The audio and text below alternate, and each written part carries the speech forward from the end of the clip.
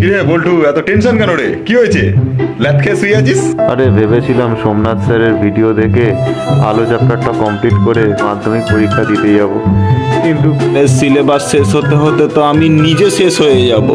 আরে বলেছি না, চাপ নিবি না। তোর সোমনাথ স্যার তো কোনোদিনই ভিডিও একদিন দিয়ে 7 দিন ঘরে পড়ে ঘুমায়, ওই সামান্য আলোর প্রতিফলন করিয়ে আর চুপ হয়ে রয়েছে। সোমনাথ স্যারে কোনোদিন ভালো হবে না, চিরকাল সিঙ্গেল মরবে সালা।